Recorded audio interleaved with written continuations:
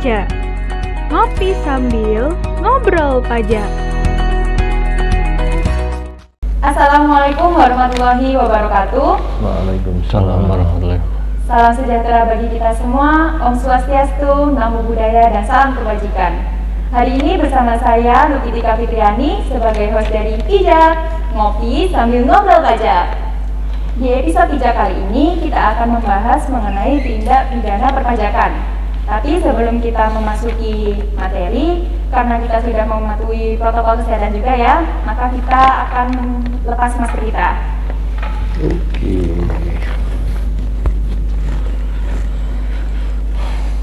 Oke, berhubung tema pijak pada hari ini mengenai pidana pajak, maka saya hari ini membawa dua narasumber yang basisnya adalah hukum, sarjana hukum ya. Yang satu dari Universitas Brawijaya dan satunya adalah dari Universitas Gadjah Mada. Mari kita sambut narasumber kita, Bapak Agus Sambodo dan Mas Baskara Krisna Sambodo. Selamat sore Bapak, Mas. Sore Mbak Luki. Ya, gimana Mas, Pak kabarnya? Ya, alhamdulillah sehat ya. Ya, dua-duanya dari ini ya, sarjana hukum, yang Pak Agus dari hukum Brawijaya dan Mas Raka dari hukum Gadjah Mada. Betul, alumni Mbak. Alumni. Ya, ya, dan alumni. sekarang ini ya Pak, Mas, sedang menempuh sarjana S2. Strata 2, Ya, betul. Strata 2. Dan strata 1 juga untuk akuntansi. Oh ya, double ya Mas ya. Nggak pusing ini Mas. Ya, sekuatnya. Harus kuat, ya, betul. Oke. Cukup basa-basinya ya Pak, Mas. Langsung aja kita masuk ke materinya. Ini mengenai tindak pidana perpajakan. Karena sebelumnya kan kita sudah ini ya, menyinggung sejenak tentang pidana pajak. Iya. Resiko sebagai konsultan pajak itu kan ada pidana pajaknya juga, Pak Agus dan Mas Raka ya. Nah, hal yang membuat saya penasaran pertama kali untuk pidana pajak ini adalah sudah sejauh mana pihak DJP, teman-teman Fiskes ini menegakkan hukum dalam bidang perpajakan. Nah, Agus bisa memberikan saya pencerahan? Ya. Ya, Mbak Luki, terima kasih ya. Kalau kita bicara tentang pidana perpajakan, ini sebetulnya tidak hanya untuk konsultan ya, tentunya konsultan juga atau profesi yang terkait dengan perpajakan, juga utamanya masyarakat wajib pajak dan juga aparat ya. Yang memang kalau kita bicara pidana perpajakan ini tidak terlepas dari upaya penegakan hukum di bidang perpajakan, Mbak Luki. Kalau tadi ditanyakan sejauh mana sih pemerintah dalam hal ini Direktorat Jenderal Pajak melakukan upaya penegakan hukum ini ya, sebetulnya ini sudah sejak dulu, sudah lama ya, beberapa langkah yang sudah ditempuh oleh teman-teman di Direktorat Jenderal Pajak ya. Yang pertama ini Mbak Luki, mungkin mereka selalu aktif melakukan sosialisasi tentang peraturan perpajakan, tentunya yang terkait dengan tindak pidana di bidang perpajakan ya. Yang kedua ini reformasi, modernisasi, juga amandemen undang-undang perpajakan kita. Dan ini yang terbaru kemarin ya, di medsos ramai dibahas tentang ini undang-undang perubahan tentang undang-undang tentang ketentuan umum dan tata cara perpajakan. Tapi namanya kayaknya jadi berubah ya. Oh iya. Undang-undang harmonisasi peraturan perpajakan yang isunya akan berlaku nanti 1 Januari 2022. Menarik sekali karena di situ juga ada diatur teks amnesti jilid 2 ya. Ya, kita tunggu aja. Ini ya Pak ya. Ya. Jadi sebetulnya upaya-upaya pemerintah dalam mengamandemen undang-undang ini terkait juga dengan tadi upaya penegakan hukum ya. Terus juga ini Mbak Luki, peningkatan tindakan penyidikan terhadap wajib pajak yang ada indikasi melakukan tindak pidana di bidang perpajakan. Tentunya ini tujuannya agar masyarakat wajib pajak jadi jera itu ya, ada penyidikan sekarang misalkan, sehingga diharapkan masyarakat wajib pajak nanti akan patuh secara sukarela atau voluntary Compliance. compliant, betul. Jadi secara sukarela mereka patuh karena ya ada efek jera tadi dari banyaknya tindakan-tindakan penyidikan di bidang perpajakan, tindak pidana pajak ini. Deterrence effect. Juga ini akhir-akhir ini sering kita membaca tentang ini publikasi hasil dari penyidikan perpajakan, dipublikasikan sehingga mau tidak mau masyarakat akan jadi ya kalau melakukan tindak pidana akan berpikir 10 kali lah ya. Ya, dan juga ini yang tidak kalah pentingnya DJP selalu akan menyiapkan aparat-aparat pajak yang memiliki idealisme tinggi dan integritas yang tinggi, ya. Akhirnya penegakan hukum ini jadi tepat sasaran begitu, ya. Jadi itulah beberapa upaya yang dilakukan oleh pemerintah dalam hal ini Direktorat Pajak dalam rangka penegakan hukum di bidang perpajakan. Sebenarnya sudah banyak ya Pak ya upaya-upaya yang dilakukan oleh teman-teman Fiskes Betul menegakkan sekali. hukum Ya. perpajakan ini. Betul. Nah, gini Pak, saya juga mau tanya lagi nih, unsur-unsur apa aja sih Pak yang termasuk dalam tindak pidana perpajakan itu? Jadi unsur-unsur yang termasuk Harus terpenuhi ya, harus ada unsur apa saja di dalam tindak pidana perpajakan. Ya ini pertanyaannya masih ke seputar saya ya. Iya, Nanti setelah teknis secara detail nanti ini yang akan dijelaskan oleh Mas Raka ini ya, yang basicnya ini kayaknya masih fresh ya dari S1 Hukum Konsentrasi Pajak UGM kalau nggak salah ya. Betul. Oke, Mbak Luki, jadi unsur-unsurnya yang pertama harus ada subjek pajak ya.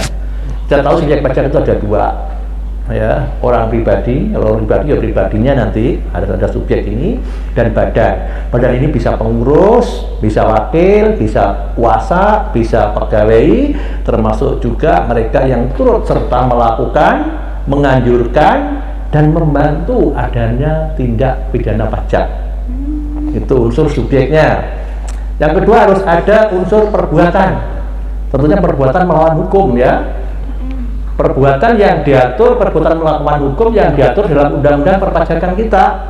Itu ternyata banyak pasal-pasal yang mengatur. Nanti detailnya akan dijelaskan ini Mas Raka ya. Ya, nanti akan dijelaskan. Juga yang ketiga ini harus ada unsur akibat. Akibat dari perbuatan tadi negara dirugikan. Jadi harus ada kerugian negaranya. Kalau nggak ada kerugian nggak ada ya. Jadi harus ada kerugian negara. Ya, mereka menyembunyikan pajak, melaporkan pajak tidak sebagaimana mestinya, itu ya, berarti negara dirugikan di sini. Yang terakhir ini unsurnya adalah kesalahan yang dilakukan oleh wajib pajak akibat pelanggaran tadi. Jadi kesalahan ini ada dua, karena alpa atau karena sengaja. Karena nanti kalau alpa itu sanksinya apa itu jelas akan berbeda. Kalau wajib pajak dengan sengaja dia tahu aturan tapi sengaja melanggar. Kalau alpa itu mungkin karena ketidaktahuan ya, sehingga mereka melanggar itu pasti akan berbeda. Beda treatment juga. Treatmentnya berbeda nanti. Jadi itulah unsur-unsur yang harus dipenuhi ya, adanya pidana di bidang perpajakan ini ya. Jadi ada 4 unsur tadi ya Pak Betul, yang ada 4 unsur yang harus dipenuhi. terpenuhi, betul ya. Terus lanjut ke Mas Raka ya Pak ya ini ya saya. Setelah kita sudah membahas mengenai upaya-upaya yang sudah dilakukan teman-teman Fiskes, lalu unsur-unsur yang harus dipenuhi tadi. Nah, kita harus tahu nih Mas, yang termasuk sanksi-sanksinya atau tindak-tindakannya yang termasuk dalam pidana perpajakan itu apa aja, UU-nya gitu, undang-undangnya. Oh iya. gitu. Ya, tapi mungkin sebelumnya biar lebih fresh ya, kita perlu ngopi dulu ya. Betul. Iya, Silakan baru Mas ditanya. Pak. Ya kita temanya kan ngopi sambil Ngobrol pajak, iya, betul Pak. ngopi dulu terus ngobrol. Ya, ini kopinya berbeda dengan yang kemarin kayaknya. Masih hangat. Hemat sekali. Ini kalau saya rasa kan ini kopi dari Aceh. Oh, kopi kayu Pak. Menikmat kopi juga saya Mbak. Ya. Iya. Gimana Mas Raka? Terima kasih Mbak Luki waktunya, Pak Agus. Jadi kalau kita berbicara tentang apa aja sih perbuatan-perbuatan yang diklasifikasikan tindak pidana, itu sebetulnya kita bagi dua secara garis besar, yaitu yang diatur dalam Undang-Undang Ketentuan Umum Pokok Perpajakan, itu Undang-Undang Nomor 16 tahun 2009 ya, sampai sekarang sebagaimana ditambahkan dengan Undang-Undang Cipta Kerja.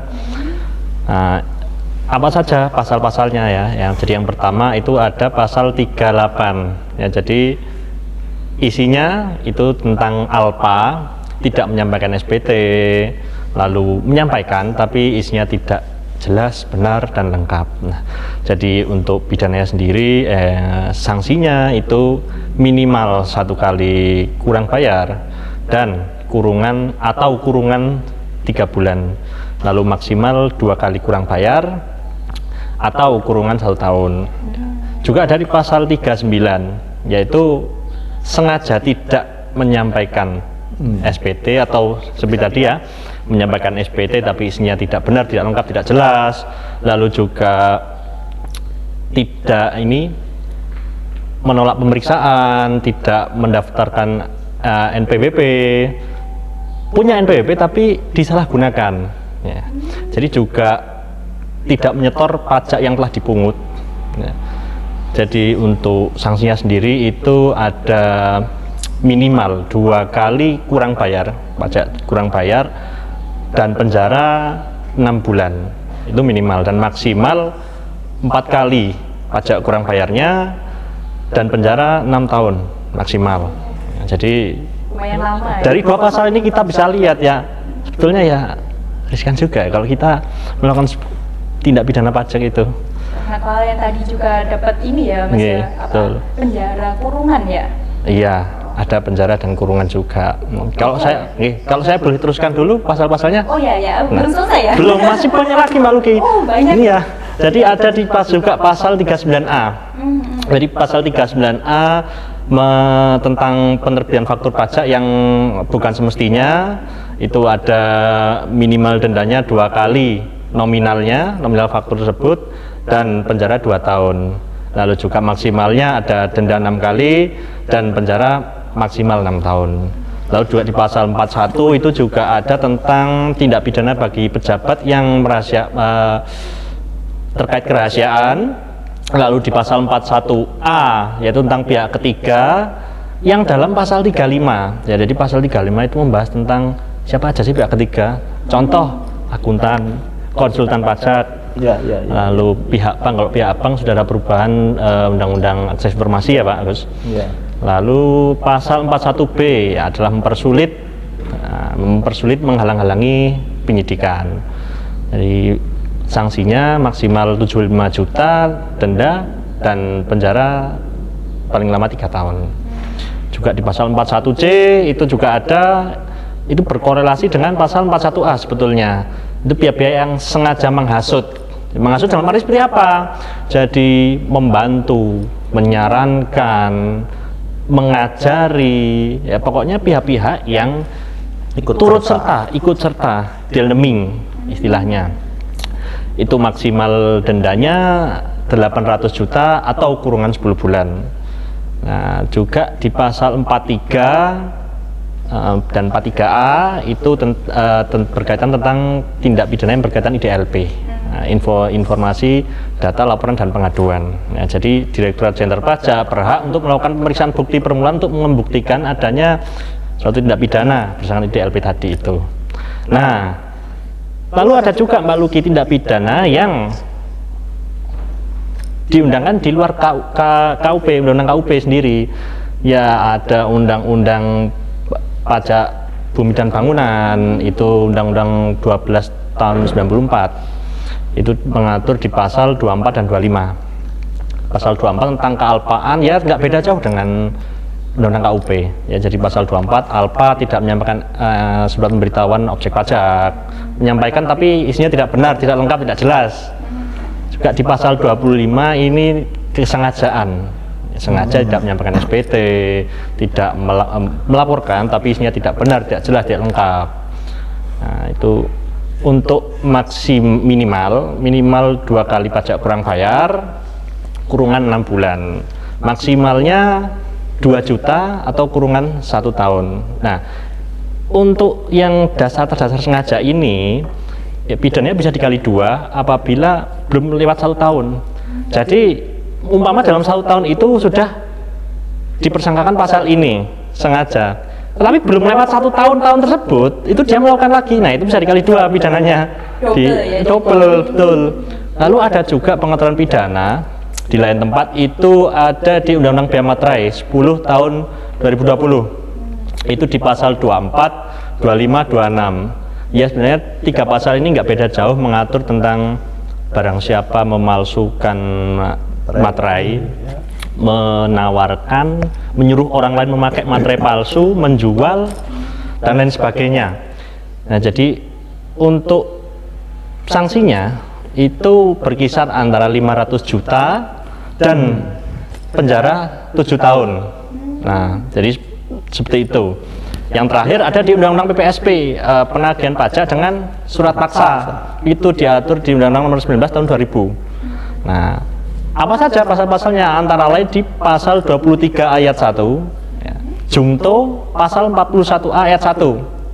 Itu larangan mengalihkan objek sita dan membebani objek sita. Jadi ketika wajib pajak asetnya disita, kita dilarang untuk mengalihkan barangnya, kita pindah, kita jual, kita wakafkan, kita hibahkan. Itu pidana, termasuk pidana. Nggak usah menjual, memindahkan aja ke tempat lain itu sudah pidana, Pak Agus. Nah, itu sanksinya 12 juta maksimal dan penjara 4 tahun. Lalu juga ada di pasal 25 ayat 3, jungto pasal 41A ayat 2. Itu pejabat sita yang tidak melaksanakan tugasnya, lalai tidak melaksanakan tugasnya atau sengaja tidak melaksanakan tugasnya, itu sanksinya 10 juta denda dan penjara 4 bulan 2 minggu. Nah, yang terakhir di pasal 41A ayat 3, yaitu tidak menuruti, menghalang-halangi, menggagalkan tugas dari jurusita tersebut. Nah, itu sanksinya 10 juta untuk denda dan penjara 4 bulan 2 minggu dan kurungan 4 bulan 2 minggu. Ya. Ternyata banyak sekali ya. Ya, banyak. Jadi ini Mbak Luki, kalau bisa saya simpulkan, aturan-aturan yang terkait dengan pidana perpajakan tadi, yang pertama ada di Undang-Undang KUP, Ketentuan Umum dan Tata Cara Perpajakan. Itu banyak pasal yang mengatur ya tentang pidana ini. Ada kealpaan, kesengajaan, ada kurungan, ada pidana tadi ya, ada kenaikan pokok pajaknya sekian kali dan lain sebagainya. Yang kedua tadi ada di Undang-Undang PBB, Pajak Bumi dan Bangunan, ya, itu juga hampir sama, kesengajaan, kealpaan juga ya, sanksinya juga tadi sudah dijelaskan ke masyarakat. Yang ketiga di Undang-Undang Bea Materai tadi ya, Bea Materai ini juga ada pasal-pasal yang tadi sudah dijelaskan masyarakat, itu yang mengatur tentang pidana juga, ada kealpaan, ada kesengajaan ya. Yang terakhir tadi di Undang-Undang PPSP, penagihan pajak dengan surat paksa, itu ternyata juga ada pasal-pasal mengenai tindak pidana bidang perpajakan. Nah, yang menarik memang kalau kita bicara tentang ini ya, pidana ini ya harus dipahami juga oleh teman-teman wajib pajak ya. Betul, kalau enggak nanti bisa ke ranah itu ya bisa.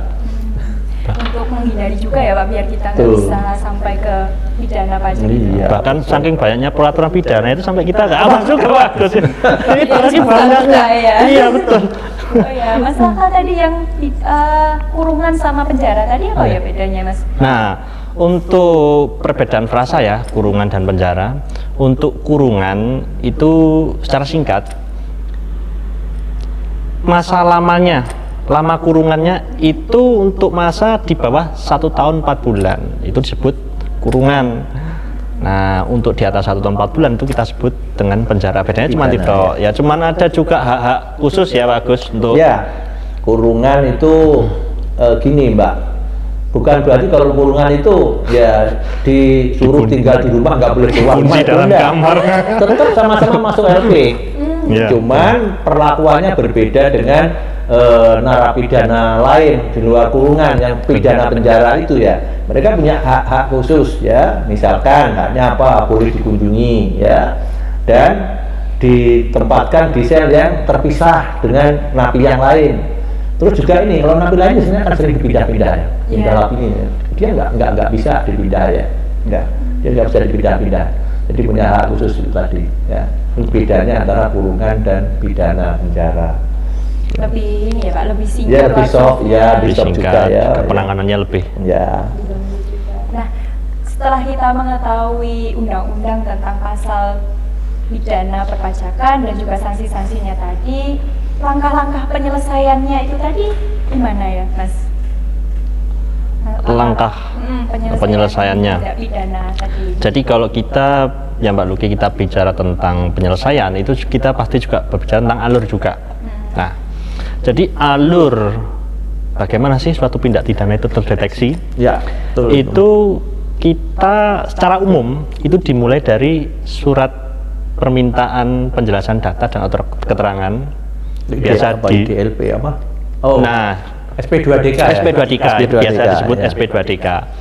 Nah, dari juga unsur-unsur elemen-elemen yang membangun SP2DK juga IDLP kan Pak Gus? Ya, Jadi dari betul. informasi, data, laporan pengaduan yang diterima DJP, Betul. kita simpulkan di SP2DK yang gunanya apa sih Mbak Luki? Untuk menguji kewajiban perpajakan wajib pajak. Apakah sudah betul atau belum? Konfirmasi saja sebetulnya. Dari SP2DK itu kita sebagai wajib pajak itu diberi beberapa opsi. Yang pertama, kita menyetujui seluruh isi SP2DK tersebut, berarti kita harus membayar ya. Lalu kita menyetujui sebagian atau menolak sebagian, tentu harus ada bukti. Atau kita menolak seluruhnya, mengabaikan, tidak apa-apa, santai. Kita menolak pun nggak apa-apa. Ya cuman konsekuensinya kita akan dilakukan pemeriksaan, usulan pemeriksaan. Nah, dari usulan pemeriksaan, wajib pajak diperiksa pemeriksaan uji kepatuhan. Uji kepatuhan, Uji kepatuhan, betul, ya. tuh lapangan, rutin kantor dan lain sebagainya. Jadi dari pemeriksaan itu kita mempelajari, ya. Jadi tindakan yang dilakukan wajib pajak ini seperti apa, ya.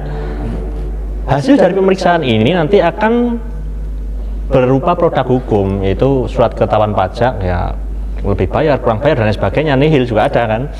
Atau bila terindikasi ada suatu tindak pidana, ya di pasal-pasal yang sebelumnya saya sebutkan itu bisa dilakukan pemeriksaan bukti permulaan. Buper ya, Istilahnya buper guna menentukan, membuktikan secara nyata tindak pidana tersebut. Nah, setelah tindak pidananya itu terbukti dalam pemeriksaan bukti permulaan, ya dilakukan penyidikan. Nah, saat dilakukan sebelum dilakukan penyidikan ini, ya ini kita ngomong penyelesaiannya Mbak Luki, itu kita wajib pajak itu diberi sebuah fasilitas. Ya, fasilitas itu adalah fasilitas pengungkapan ketidakbenaran perbuatan tercantum dalam pasal 8 ayat 3 Undang-Undang KUP. Nah, di situ wajib pajak intinya dihapuskan pidananya, tetapi harus mengakui kesalahannya. Ya, bentuknya tertulis, diajukan tembusan ke Kanwil.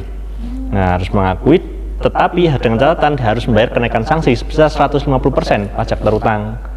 Nah, jadi meskipun kita sudah disangka pidana, sudah ada unsur pidana memenuhi, ya. Tapi negara masih memberi fasilitas ya untuk dimaafkan. Nah, betul. Jadi bagi teman-teman wajib pajak, apabila telah melalui sedang diperiksa bukti permulaan, cepat-cepat deh menggunakan fasilitas ini. Mengungkap ketidakbenaran, mengakulah saya salah ini, tapi ya dengan konsekuensi tadi ada kenaikan, ya katakanlah kurang bayarnya 100 jadi naik sekian persen tadi, 150%. ya. Betul.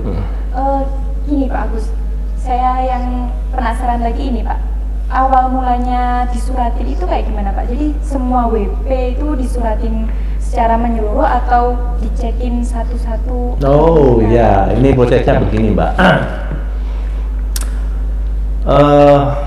Self assessment ya, kembali lagi saya sampaikan, wajib pajak diberi pekerjaan untuk menghitung, memperhitungkan, menyetor, melapor. Setelah laporan SPT itu masuk, ya dilaporkan ke kantor pajak dan KPP, ya tentunya teman-teman di KPP akan melakukan apa yang disebut penelitian, ya pemeriksaan. Dari penelitian tadi ada apa SP2DK. Kalau wajib pajak nggak merespon, nggak kooperatif, akan meningkatlah ke pemeriksaan. Ketika pemeriksaan ada indikasi pidana, akan meningkatlah ke buper. Hmm. Ya, buper bisa berlanjut ke penyidikan. Nah, ini ada 3 kata-kata ini: penelitian, pemeriksaan, penyidikan. Dan yang perlu kita ingat, perlu kita catat, ya, teman-teman di DJP sekarang itu akses data itu sudah demikian terbuka lebar, ya. Betul. Sehingga kalau wajib pajak itu melaporkan dengan tidak benar, itu pasti cepat atau lambat akan Tracing. terdeteksi. Terdeteksi pasti itu. Ya, tadi muncullah SP2DK tadi.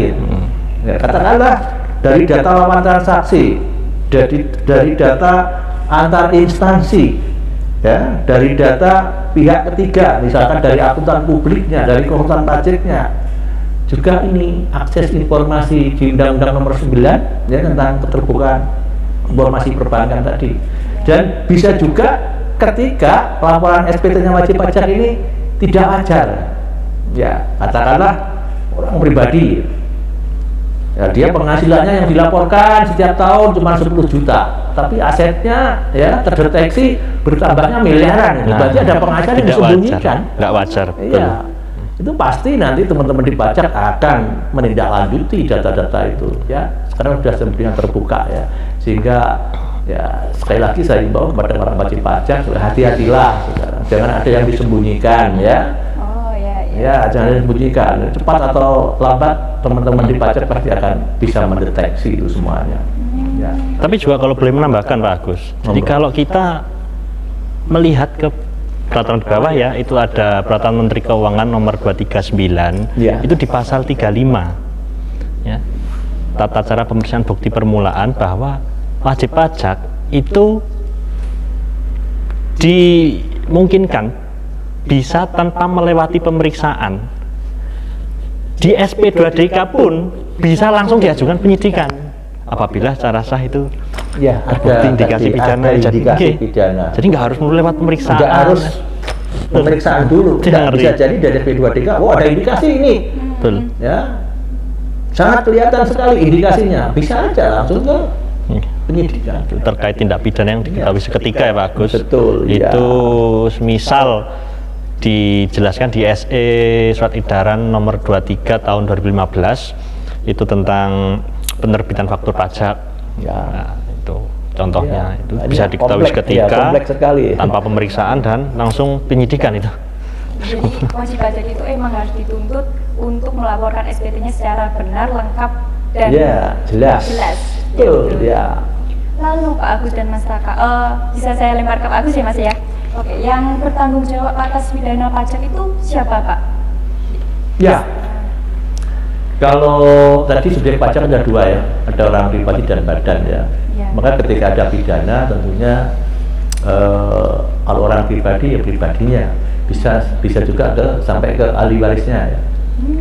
Kalau badan itu banyak di sana. Kalau PT ada pemegang saham, ada direksi, ada komisaris, mereka secara tanggung renteng, Mbak. Ya, ini yang kadang-kadang banyak belum dipahami oleh teman-teman, ya, wajib pajak. PT misalkan setor saham hanya 1 miliar katakanlah, ya, terus CV PT dilikuidasi misalkan, maka tanggung jawabnya tidak hanya sebatas 1 miliar.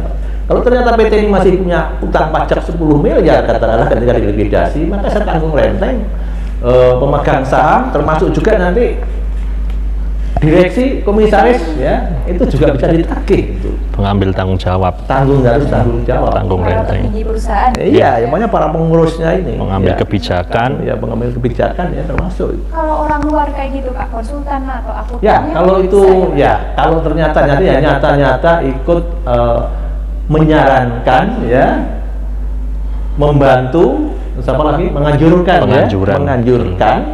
Kalau ternyata terbukti sampai ke sana, misalkan akuntannya, ya, misalkan konsultan pajaknya atau mungkin karyawannya, Betul. maka dia juga bisa kena pidana di bidang perpajakan ini, Pak. Ya, Baik-baik. Jadi kalau boleh menambahkan Pak Luki, Pak Agus, ya, itu kalau kita cermati pasal 41B Undang-Undang KUP tentang menghalangi atau menggagalkan upaya penyidikan. Kalau kita hubungkan dengan Peraturan Menteri Keuangan nomor 184, ya, tahunnya saya Peraturan Menteri Keuangan 184 pasal 36 ayat 7 jungto pasal 37. Lalu kita tarik ke atas ke pasal 43. Nah, tentang perbantuan tadi ya Pak Agus, jangan sampai menganjurkan. Nah, di situ diatur frasa setiap orang yang menghalangi adanya penyidikan dan lain sebagainya. Nah, setiap orang yang menghalangi penyidikan ini harus kita artikan secara luas, yaitu ya orang yang ketemu pemeriksa. Siapa aja, mau satpam, mau tadi wajib pajak selaku pengambil keputusan, direksi komisaris, petugas kebersihan, jenderal FPU bisa. Siapa saja yang menghalangi pemeriksaan penyidikan ya kalau di tataran praktik ya Pak Agus, di praktek menegakkannya itu. Jadi tidak hanya kita mengartikan sebagai wajib pajak atau kuasanya atau yang ditunjuk dari pihak 3 yang mewakili wajib pajak tersebut. Jadi luas konteksnya. Oh ya baik. Jadi kalau apa namanya kita sudah tahu ya mengenai langkah-langkah penyelesaian tindak pidana pajak tadi, terus yang bertanggung jawab siapa. Nah, daluarsanya tindak pidana perpajakan ini berapa lama sebenarnya Mas? Ya, mungkin saya bisa tambahkan, ini masyarakat bisa tambahkan ya. Tindak pidana daluarsa ya, lewat waktu. Itu dalam Undang-Undang Perpajakan itu ada 3, Mbak. Yang pertama daluarsa tentang penetapan. Penetapan ini produk dari uji kepatuhan berupa pemeriksaan ya. Ini 5 tahun. 5 tahun setelah berakhirnya tahun pajak. Nah, ini harus dipahami ya. Jangan merasa setelah lewat 5 tahun, wah kita sudah aman dari pemeriksaan. Yang kedua, daluarsa penagihan. Itu 5 tahun setelah terbitnya ketetapan pajak untuk menagih. Yang ketiga, ini daluarsa pidana. Itu 10 tahun. Pasal 40. Ya, 10 tahun. Sehingga ketika sudah lewat 5 tahun, biasanya wajib pajak merasa aman lah, data-data kita buang aja, kita bakar. Nggak bisa.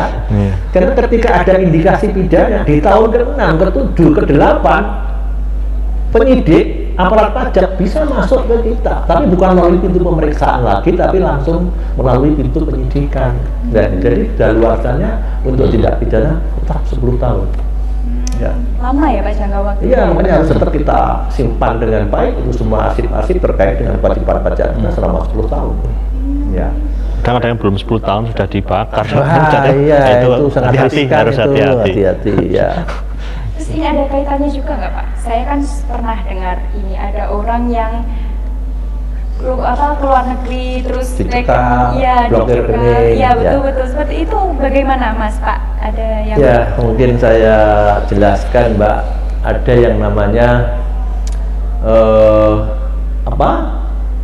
Undang-Undang PPSP tadi ya. Nah, ada tadi pidananya juga, tapi orang yang diblokir rekening ya dicekal, nggak boleh keluar negeri sampai yang penyakit seling dimasukkan di penjara. Itu umumnya adalah pelaksanaan dari Undang-Undang PPSP, penagihan pajak dengan surat paksa. Betul. Ya, jadi negara berhak menagih memaksa supaya mau bayar. Ini atas tagihan atas apa? Atas ketetapan pajak yang sudah mempunyai kekuatan hukum yang pasti, nggak bisa upayakan lagi, nggak ada upaya sudah. Jadi sudah mempunyai kekuatan yang tetap pasti, maka negara berhak memaksa. Cara memaksanya bagaimana? Bisa blokir rekening, bisa dicekal keluar negeri, dan bisa dimasukkan ke penjara. Setelah dilunasi pajak-pajaknya, ya mereka berhak untuk keluar. Betul. Ya, itu. Karena pada dasarnya Mbak Luki ada gium itu pajak itu baru bisa lunas setelah dibayar. Iya. Ya. Itu. Jadi kita sebagai wajib pajak ini harusnya paham ya Mas Pak mengenai hukum tindak pidana perpajakan ini agar kita itu bisa menghindari kemungkinan yang membuat kita bisa terseret. Ya betul, karena pidana betul. Ya. Ya jadi teman-teman ya harus ini teliti, jelas dan harus compliant, patuhi aturannya. Ya betul. SPT-nya juga harus jelas ya untuk laporan SPT itu biar kita nggak bisa kena tindak pidana perpajakan. Penghitungannya juga harus betul. Ya, saya intinya. jadi grogi ngomongin ini pidana perpajakan. Oke. Karena kita sudah cukup panjang ya ngobrolnya Pak Mas, jadi terima kasih atas ilmunya, atas waktunya sudah berkenan menjelaskan secara terperinci mengenai pidana perpajakan. Saya Luki Tika Fitriani sebagai host dari Bijak kali ini pamit undur diri. Mohon maaf apabila ada kesalahan. Wassalamualaikum warahmatullahi wabarakatuh. Waalaikumsalam. Bijak, ngopi sambil ngobrol pajak.